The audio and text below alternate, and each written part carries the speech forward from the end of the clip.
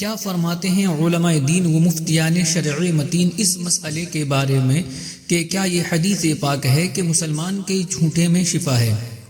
اسی طرح کیا یہ بھی حدیث پاک ہے کہ جو مسلمان بھائی کا جھوٹا پیے گا اس کے 70 درجے بڑھا دیے جائیں گے؟ برائے مہربانی رہنمائی فرما دیجیے۔ بسم اللہ الرحمن الرحیم۔ الجواب بعون الملک الوہاب اللہم ہدایت الحق والصواب۔ مسلمان کا جھوٹا پینے کے حوالے سے چند طرح کی روایات معروف ہیں۔ نمبر 1، مسلمان کے جھوٹے میں شفا ہے۔ نمبر 2، مسلمان کا جھوٹا پینا عاجزی کی علامت ہے اور اس میں اجر ہے۔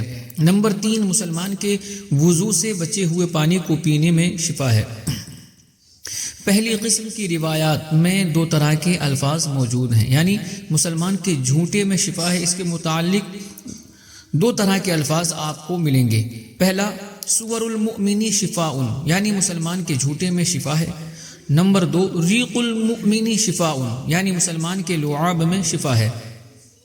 اس بات کی تحقیق کی طرف آتے ہیں تو ان دونوں روایتوں کے متعلق محدثین اکرام رحمہم اللہ لکھتے ہیں کہ مذکورہ الفاظ کے ساتھ کوئی مرفوع حدیث نبی پاک صلی اللہ تعالی علیہ وآلہ وسلم سے ثابت نہیں ہے، لہٰذا مذکورہ الفاظ کی نبی پاک صلی اللہ تعالی علیہ وسلم کی طرف نسبت کرنا درست نہیں ہے۔ البتہ معنی اور مفہوم کے لحاظ سے یہ روایات صحیح ہیں کہ ان کے مفہوم پر دیگر چند روایات شاہد ہیں۔ علامہ سخاوی رحمۃ اللہ تعالی علیہ المقاصد الحسنہ میں لکھتے ہیں کہ یہ حدیث کے مسلمان کے لعاب میں شفا ہے معنی کے لحاظ سے صحیح ہے۔ صحیحین میں ہے کہ جب کسی انسان کو تکلیف ہوتی یا پھوڑا یا زخم ہوتا تو نبی پاک صلی اللہ تعالی علیہ وآلہ وسلم اپنی شہادت کی انگلی زمین پر رکھتے، پھر اسے اٹھا کر یہ پڑھتے: اللہ تبارک و تعالی کے نام سے ہماری زمین کی مٹی ہم میں سے کسی کے لعاب کے ذریعے ہمارے رب کے حکم سے ہمارا مریض شفا پائے گا۔ اس کے علاوہ ملتے جلتے الفاظ کے ذریعے بھی دعا مانگا کرتے تھے۔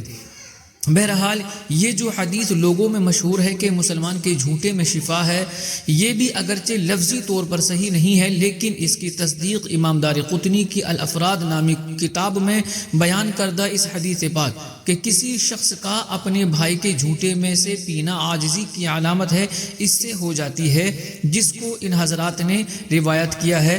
نوح بن ابی مریم عن ابی جریج عن عطا عن ابن عباس مرفوعا۔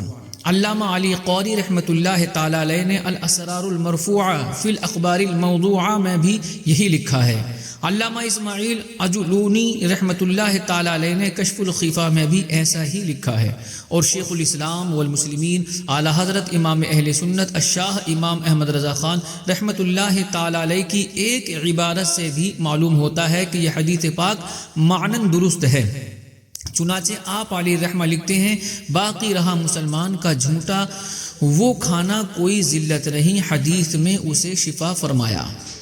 دوسری قسم کی روایات، یعنی مسلمان کا جھوٹا پینا عاجزی کی علامت ہے اور اس میں اجر ہے، تو اس کے متعلق علامہ شاذلی ہندی رحمۃ اللہ تعالی علیہ نے کنز العمال میں، امام دارقطنی نے الافراد میں، علامہ جلال الدین سیوطی نے جامع الاحادیث میں، اور علامہ ابن حجر حیتمی نے الزواجر میں، اور کئی محدثین اکرام رحمۃ اللہ تعالی علیہم نے اپنی کتب میں اس روایت کو بیان کیا ہے۔